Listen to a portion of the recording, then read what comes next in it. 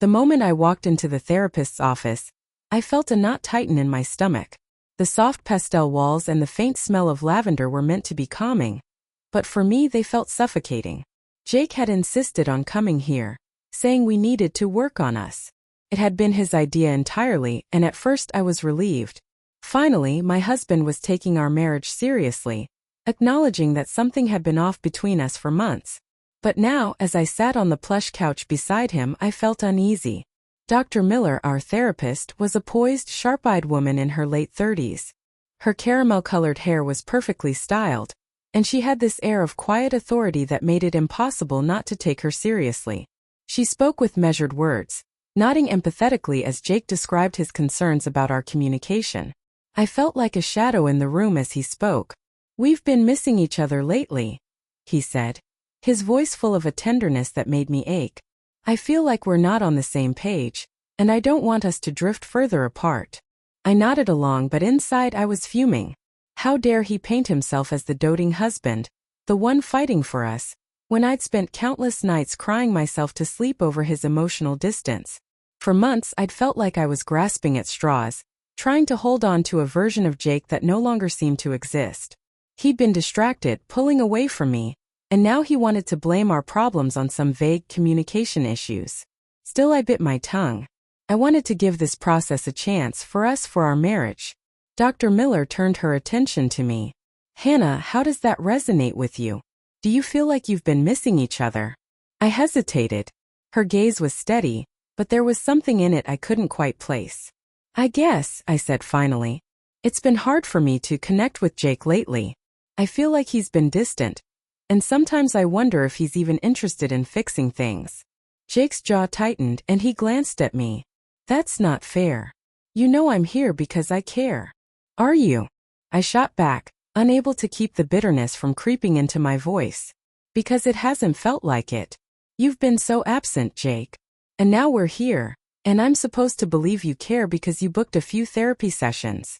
Dr. Miller interjected smoothly, her voice a balm over the tension. "It's okay to feel frustrated, Hannah. This is a safe space to express those feelings." "Jake, how does it feel to hear her say that?" Jake sighed, rubbing the back of his neck. "I guess it hurts, but I get it. I know I've been distant. That's why I wanted us to come here, to figure this out together." It was a performance, I thought. The soft tone, the vulnerability, it was all so calculated. But why? What was he trying so hard to cover up? The sessions continued over the next few weeks, and though I tried to be open and vulnerable, something about the whole process felt off. Jake seemed too eager to please, too polished in his responses, as if he'd rehearsed them. And Dr. Miller, she was professional, yes, but there was an undercurrent to her demeanor that unsettled me. Her gaze lingered on Jake a little too long. Her laughter at his jokes felt a little too warm. I told myself I was imagining things. I was being paranoid, insecure, projecting my own fears onto her. But then one afternoon, everything unraveled. It was a small detail that set off the cascade. Jake's phone buzzed during a session, and he quickly silenced it, but not before the screen flashed a notification. My eyes caught the name Laura, Dr. Miller's first name. I froze. She was speaking, her voice calm and professional, but I couldn't hear her anymore. My mind was racing. Why would she be texting him? Maybe it was something related to our sessions, I reasoned. But deep down I knew. The pieces began to fit together. His insistence on therapy, his sudden interest in saving our marriage, the way he seemed to come alive in these sessions, but only when Dr. Miller was speaking. After the session I confronted him. "Why is Dr. Miller texting you?" Jake looked startled, then defensive. "It's nothing. Just about scheduling." "Don't lie to me, Jake." My voice was shaking. "I saw the name. I saw the way you look at her." He hesitated, and that pause was all the confirmation I needed. I didn't wait for him to answer. I stormed back into the building, my heart pounding. Dr. Miller was at her desk, typing away on her laptop, and when she saw me, her composed expression faltered for a split second. "Is there something you need, Hannah?" she asked, her voice smooth but cautious. I walked up to her desk, my fists clenched. "How long has it been going on?" Her eyes widened, but she quickly masked her surprise. "I'm not sure what you mean." "Don't play dumb," I snapped. "You and Jake." How long? She opened her mouth to respond, but the guilt in her eyes said it all. I felt like the ground had been ripped out from under me. This wasn't just a betrayal. It was a calculated, intimate kind of deception. My husband hadn't just been cheating on me. He'd been using our therapy sessions, my vulnerability, as a cover for his affair. And she, the person who was supposed to help us, had been complicit. I left the office in a haze, Jake trailing behind me, begging me to talk about this. But there was nothing left to say. The man I thought I'd known, the marriage I'd fought so hard to save, it had all been a lie. As I drove away, tears streaming down my face, I realized that I wasn't just mourning the loss of my husband. I was mourning the loss of trust, of safety, of the belief that love could be enough to weather anything. The betrayal cut deep, but beneath the pain, I felt something else stirring, a resolve. I deserved better than this. I deserved honesty, respect, and real love. And I would find it. But first, I had to let go of everything that was holding me back, including him. As I drove home, the tears came in waves, crashing over me until my chest ached. My mind replayed the moments in Dr. Miller's office, the look on her face when I confronted her, Jake's stammering excuses, the humiliating realization that I'd been a fool. Every mile I put between myself and that office felt both like a relief and a burden, as if I were physically pulling away from my marriage but still shackled to its ruins. When I reached the house, I sat in the car for a long time, staring at the driveway. This was the home Jake and I had built together, or so I thought. Now it just felt like a monument to all the lies I hadn't seen. The love I'd believed was unshakable. My hands trembled as I turned off the ignition and walked inside. The house was silent, save for the faint hum of the refrigerator. I sank onto the couch, the weight of everything finally pressing down on me. The question swirled in my mind, relentless and sharp. How long had this been going on? Was this the reason for his sudden interest in therapy, or had he started the affair after? Was anything he said in those sessions real, or had it all been a performance for her? I didn't have answers and I wasn't sure I wanted them. But one thing was clear. This wasn't something I could sweep under the rug. This wasn't something I could forgive. Jake came home a few hours later, his footsteps tentative as he entered the living room.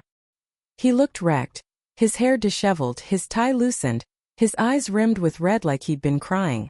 For a split second I almost felt pity for him. Almost. "Hannah," he began, his voice breaking, "please, let me explain." I crossed my arms, glaring at him. "Explain what? How you lied to me for months. How you sat there in therapy pretending to fix our marriage while you were screwing her."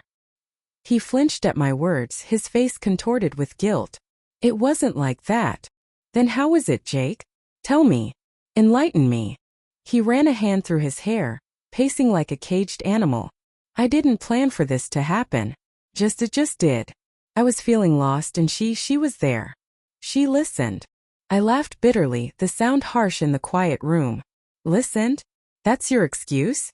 You felt lost, so you decided to betray me? And with our therapist, no less? Do you have any idea how sick that is?" He stopped pacing, his shoulders slumping. "I'm sorry, Hannah. I know I messed up. But I love you. I don't want to lose you. Love me." I shot back, my voice rising. "If you loved me, you wouldn't have done this. You wouldn't have lied to me, humiliated me. Do you even realize what you've done? You destroyed us, Jake. You destroyed me." His face crumpled, and for a moment he looked like the man I used to know, the man I fell in love with. But it wasn't enough. Whatever we had, whatever we were, it was gone. "I think you should leave," I said quietly, the anger draining out of me, leaving only exhaustion. "I can't do this right now." "Hannah, please," he begged, stepping toward me. "We can fix this. I'll do whatever it takes." I held up a hand, stopping him. "You already had your chance to fix this. And you chose her." He stared at me, his eyes pleading, but I didn't waver. Finally, he nodded, his shoulders sagging in defeat. "I'll give you space," he said. "But I'm not giving up on us." I didn't respond as he left the room. The sound of the front door closing behind him felt like both a relief and a fresh wound. Alone again, I sank back onto the couch, my head in my hands. The days that followed were a blur. I called in sick to work, unable to face anyone. My friends reached out, sensing something was wrong. but I couldn't bring myself to tell them. How could I explain what had happened? How could I admit that my husband, the man I'd trusted with everything, had betrayed me in the most calculated, devastating way? Eventually, I forced myself to confront the practicalities. I needed to know the extent of his affair, if only to protect myself. I called the therapist's office, pretending to confirm an appointment, and asked for a copy of our session notes. To my surprise, they complied, emailing me a summary of the sessions. As I read through them, my heart sank. There were mentions of Jake's struggles, his desire to reconnect with me, but also subtle hints that made my stomach churn. Comments from Dr. Miller about his emotional growth and vulnerability. It was all there, hidden in plain sight. She hadn't just been a bystander. She'd actively encouraged this, using her position of power to manipulate the situation. Fueled by a mix of rage and determination, I decided to confront her one last time. I scheduled a solo session under the pretense of needing closure. When I arrived, her polished demeanor didn't falter, but I could see the tension in her eyes. "Hannah," she greeted me, her voice warm but guarded. "What brings you in today?" I didn't waste time. "I know everything," I said, my voice cold. "I know about you and Jake. I know what you've been doing." She stiffened, her professional mask slipping for the first time. "Hannah, Save it," I interrupted. "You betrayed me. You betrayed your profession. And you will answer for it." Her face paled. "I'm sorry," she whispered. "I never meant for this to happen." "Funny," I said, standing to leave. "That's exactly what Jake said." In the weeks that followed, I filed a formal complaint against her with the licensing board. Jake moved out, though he continued to call and text, begging for another chance. I ignored him, focusing instead on rebuilding my life.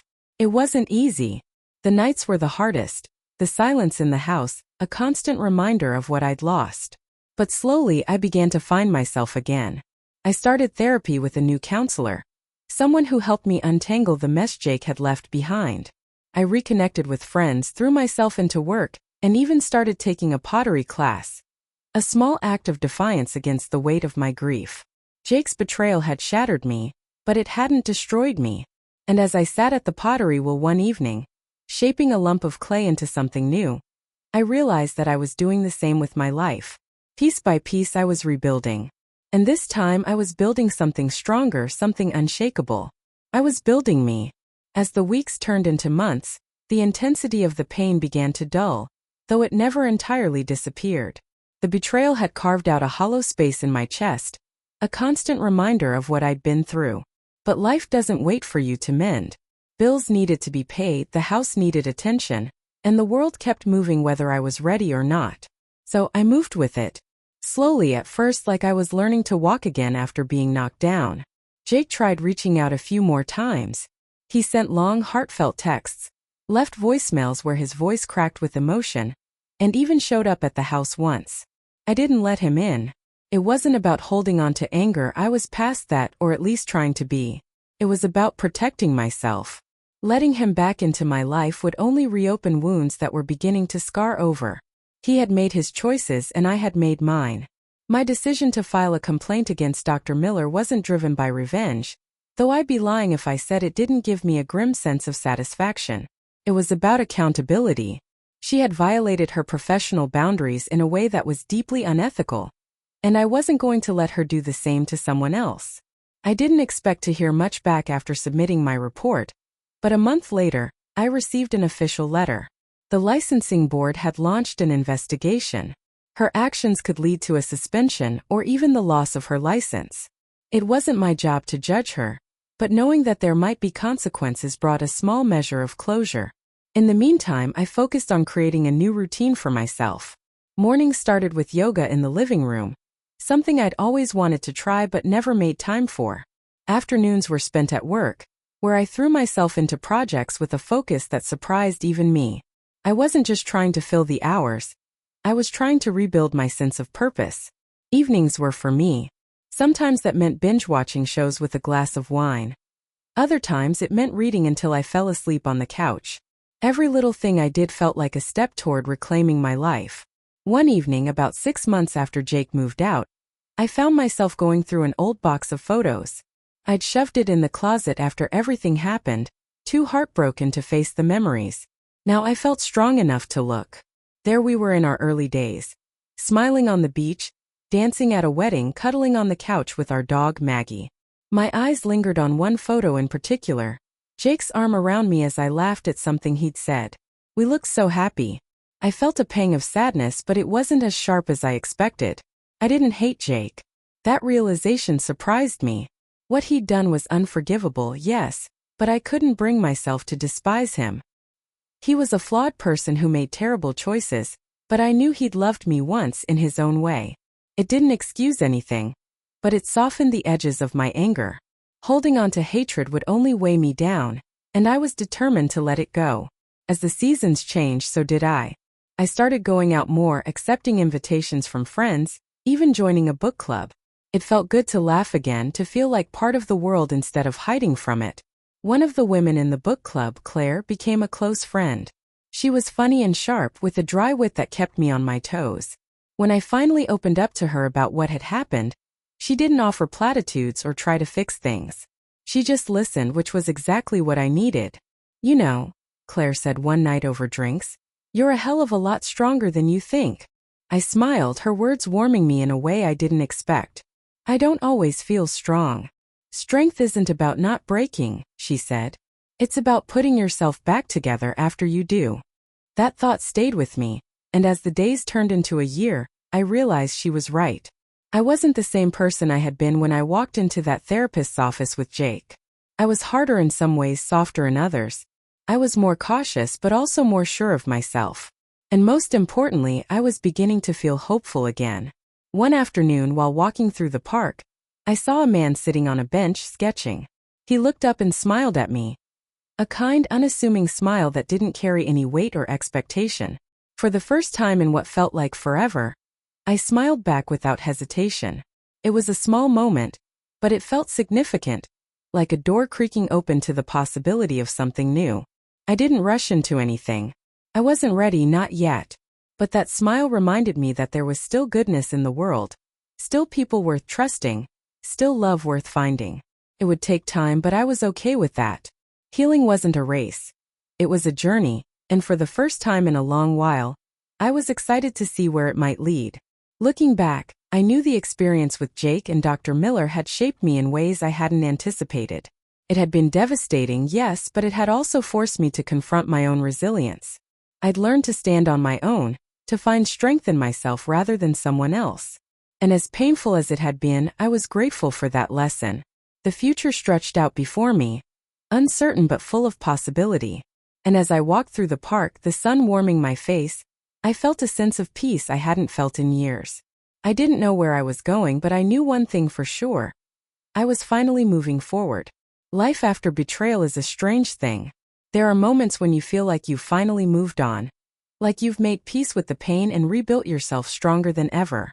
But then out of nowhere a memory creeps in. A song on the radio, the smell of a familiar cologne. And suddenly you're back in that moment, feeling everything all over again. The difference I realized wasn't that the pain disappeared. It was that I had learned how to carry it without letting it crush me. It had been nearly 2 years since the day I discovered Jake's affair with Dr. Miller, and my life looked completely different. I'd sold the house we shared, unable to walk through those rooms without feeling the weight of everything that had happened. It had been hard to say goodbye to that space, but it was freeing too. I found a cozy apartment on the other side of town, a place that felt entirely mine. Decorating it was therapeutic in its own way. Each piece of furniture, each framed photo, a small act of reclaiming my independence. Work had become a cornerstone of my life. I'd thrown myself into my career after Jake left, not just to distract myself, but to prove that I was capable of thriving on my own. I earned a promotion within a year, and for the first time in a long time, I felt genuinely proud of myself. My coworkers, once casual acquaintances, became something like a second family, their support helping me through the toughest days. And then there was Claire. She had become more than a friend. She was my confidant, my cheerleader, my reality check when I needed it. We spent countless evenings together, sipping wine on her back porch or trying out new restaurants downtown. She had a way of making me laugh even when I didn't think I could, and her no-nonsense attitude kept me grounded. You know what you need? Claire said one night as we sat at a trendy wine bar. A date. It's been long enough, Hannah. You've done the whole healing thing. It's time to put yourself back out there. I rolled my eyes, but I couldn't help smiling. And where exactly do you suggest I find this mythical date? Should I just walk up to some guy in the grocery store and ask if he's single? Claire smirked. There's an app for that, you know? I groaned. The idea of online dating made my stomach churn. Felt so artificial. But Claire wouldn't let up, and after much cajoling and another glass of wine, I reluctantly downloaded an app. At first, it was as awkward as I'd feared. Swiping through profiles felt like shopping for a relationship, and most of the conversations were dull or downright bizarre. But then I matched with someone who stood out. His name was Adam, and his profile was refreshingly normal. He didn't try too hard to be funny or impressive. He just seemed genuine. We started chatting, and to my surprise, the conversation flowed easily. He was a graphic designer who loved hiking and had a dry sense of humor that reminded me of Claire. After a week of messaging, he asked if I'd like to meet for coffee. I hesitated, my heart pounding at the thought of stepping back into the dating world. But something about Adam felt safe, so I said yes. The coffee shop was small and quiet, tucked away on a side street. When I walked in, I spotted him immediately. He was taller than I'd expected, with kind eyes and a slightly crooked smile. We shook hands, and I was struck by how easy it felt. No awkwardness, no pressure. Just two people getting to know each other. The date went well. Better than well, actually. We talked for hours, about everything from our favorite books to the best hiking trails in the area.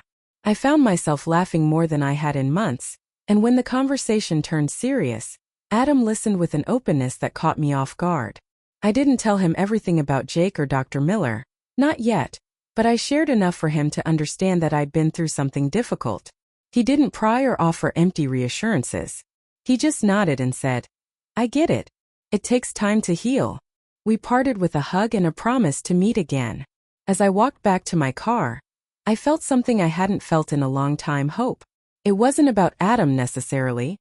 It was about the realization that I could open myself up to someone again, that my heart wasn't as closed off as I'd feared. Adam and I started seeing each other regularly. It wasn't a whirlwind romance, but that was exactly what I needed. He was patient and steady, giving me the space to move at my own pace.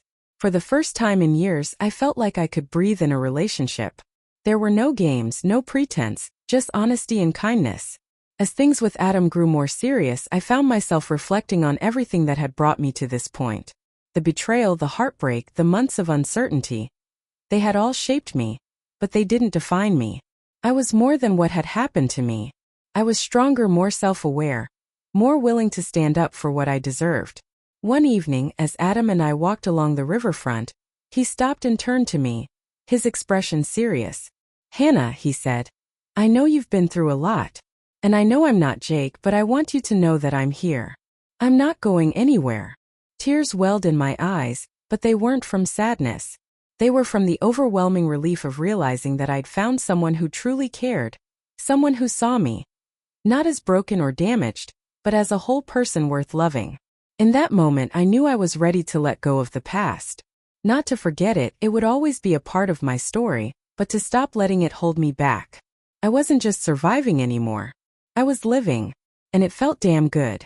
As my relationship with Adam deepened, life began to take on a rhythm I hadn't realized I'd been missing.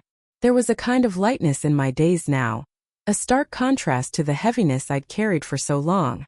Adam became a fixture in my life, not in a way that overwhelmed me or felt like too much, but in a way that brought comfort. He didn't push too hard or expect me to move faster than I was ready, and that patience made all the difference. We spent weekends hiking trails he discovered during his years living in the city. He would pack sandwiches and a thermos of coffee, insisting that no hike was complete without a scenic lunch break. I began to enjoy these outings more than I ever expected. It wasn't just the fresh air or the breathtaking views. It was the simplicity of being with someone who didn't make me feel like I had to be anything other than myself. One particular hike stood out in my mind. We'd reached the summit of a small mountain just as the sun was setting, painting the sky in brilliant hues of orange and pink. Adam spread out a blanket, and we sat side by side, sipping coffee and watching the light fade into dusk. He didn't say much and neither did I. We didn't need to. In that silence I realized how much I appreciated his presence, the way he could make even the quiet moments feel full. As much as I was enjoying the new chapter of my life, there were still moments when the past crept in, uninvited and unwelcome. It usually happened at night, when the house was quiet and my thoughts had too much room to wander. I'd think about Jake, about the life we'd built together and how it had all unraveled. I wondered if he ever thought about me, if he regretted what he'd done, or if he'd simply moved on without a second thought. Those questions were pointless, I knew. They wouldn't change anything. But they lingered like shadows at the edge of my mind. One evening, as Adam and I were sitting on my couch, he must have sensed the shift in my mood.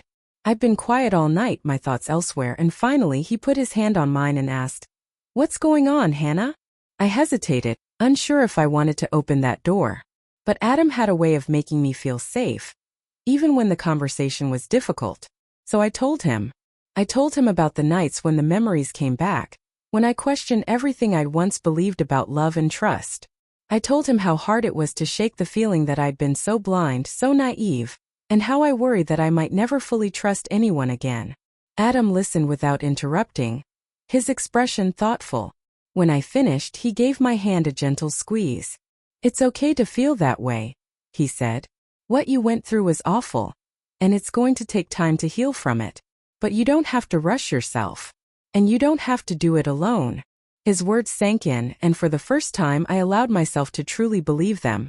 I didn't have to do it alone. I didn't have to be perfect or healed or completely put together. It was okay to still have scars as long as I kept moving forward. The turning point came a few months later, when I received a letter in the mail.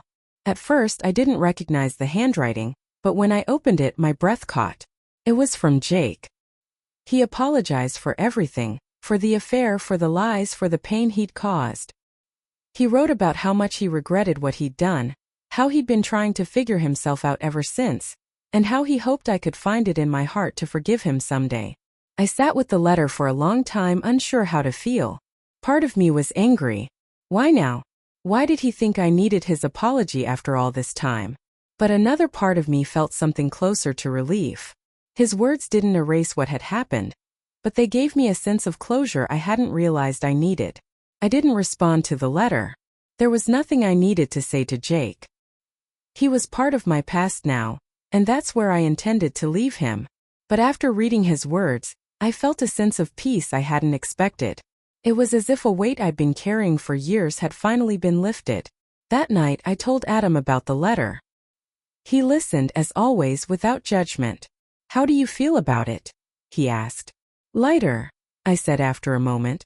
"Like I can finally let it go." And I did. From that day on, Jake's shadow didn't feel as heavy. The memories were still there, of course, but they didn't hold the same power over me. They were just part of my story, a chapter I'd lived through and learned from. As time went on, my relationship with Adam continued to grow. He became my partner in every sense of the word, someone I could rely on and trust completely. One evening, as we sat on the couch watching a movie, he turned to me and said, "Hannah, I love you." The words were simple, but they carried so much weight. For a moment I couldn't speak. Then slowly I smiled and said, "I love you too." It wasn't just love, it was a choice. A choice to let someone in, to trust again, to believe that even after everything I'd been through, I could still find happiness. Adam wasn't perfect, and neither was I. But together we were something that felt real, something worth holding on to. Looking back, I realized that Jake's betrayal had been both an ending and a beginning. It had forced me to confront my fears, my insecurities, and my own resilience. It had shattered me, yes, but it had also shown me that I could rebuild myself stronger than before. And now, with Adam by my side, I knew I was ready for whatever came next. Life wasn't perfect, but it was mine, and that was enough. As the days turned into years, the life I built after Jake felt like it belonged to someone else. A stronger, wiser version of me who had emerged from the wreckage and learned to thrive. The apartment that once felt like a sanctuary had become a true home, not just a temporary shelter. Each piece of furniture, every photo on the wall, every plant thriving on the windowsill was a reflection of who I had become. Someone independent, someone capable, someone whole. Adam and I continued to grow together, our relationship evolving naturally without pressure or pretense. It wasn't without its challenges. What relationship ever is? But we approached them as a team. Where Jake had shut me out, Adam invited me in. Where I had once felt like I was navigating a minefield, unsure of what might trigger an argument or a withdrawal, I now felt safe. With Adam there were no secrets, no games. Just us learning how to love each other in the best way we could. One night, after a particularly grueling week at work, I came home to find Adam in the kitchen, stirring a pot of something that smelled heavenly. He glanced up as I walked in, a smile spreading across his face. "Rough day?" he asked. "You have no idea," I said, dropping my bag by the door. "But this smells amazing. What are you making?" "Your favorite," he said, his voice warm with affection. "Thought you could use a pick-me-up." I stood there for a moment, taking in the scene. Adam in his apron, the cozy glow of the kitchen lights, the faint sound of jazz playing in the background. It was such a simple moment, but it brought tears to my eyes. For so long I had felt like I was fighting to hold my life together. Now I realized I didn't have to fight anymore. I had someone in my corner. Someone who wanted to make me happy just because he could. As we sat down to eat, I reached across the table and took his hand. "Thank you," I said softly. "For what?" he asked, his brow furrowing. "For this," I said, gesturing to the meal, the room, him. "For making me feel loved." His expression softened and he squeezed my hand. "You deserve it, Hannah. You deserve everything good." Those words stayed with me long after the dishes were washed and we had curled up on the couch together. For years I had convinced myself that I wasn't enough to keep Jake interested, enough to fix our marriage, enough to be truly happy. But Adam had shown me that I was wrong. I didn't need to prove my worth to anyone. I was enough just as I was. As time went on, my life began to fill with new milestones, both big and small. I started taking on more leadership roles at work, finding fulfillment in mentoring younger colleagues and spearheading projects I was passionate about. I reconnected with hobbies I'd neglected for years, like painting and gardening, rediscovering the joy of creating something with my own hands. One spring, Adam and I decided to take a trip to the coast. It was a spur-of-the-moment idea, born out of a mutual craving for adventure and a break from the routine. We rented a small cottage by the beach, its weathered wood exterior and cozy interior straight out of a postcard. Those days were some of the happiest I'd ever known. We woke up to the sound of waves crashing against the shore, spent our afternoons exploring tide pools and hiking along cliffs, and ended each evening with a glass of wine as the sun dipped below the horizon. On the last night of our trip, as we walked along the beach under a sky scattered with stars, Adam suddenly stopped. He turned to me, his eyes serious but filled with warmth, and reached into his pocket. My heart skipped a beat as he pulled out a small box and dropped to one knee. "Hannah," he said, his voice steady despite the faint tremor in his hand. "You've been through so much and you've come out of it stronger than anyone I've ever met. You make my life better every single day. And I can't imagine a future without you in it. Will you marry me?" For a moment I was too stunned to speak. The waves lapped at the shore, the cool breeze brushing against my face, and all I could do was look at the man who had shown me what love was supposed to be. Then, with tears streaming down my face, I nodded. "Yes," I whispered, then louder, "Yes." The weeks that followed were a whirlwind of planning and excitement. Claire, of course, was ecstatic, throwing herself into helping me plan the wedding with her trademark enthusiasm. "This is going to be the most stunning wedding anyone's ever seen," she declared, flipping through a stack of bridal magazines. I didn't have the heart to tell her that I was more interested in a small, intimate ceremony than the grand affair she was envisioning. In the end, we settled on something in between. The ceremony was held in a garden filled with blooming wildflowers, the kind of setting that felt perfectly us, simple, beautiful, and full of life. As I walked down the aisle, my heart pounding and my eyes locked on Adam's, I felt an overwhelming sense of gratitude. Gratitude for the journey that had brought me here, for the people who had supported me along the way, and for the man waiting for me at the end of the aisle. The vows we exchanged were heartfelt and deeply personal. Adam promised to always be my partner, my confidant, and my biggest supporter.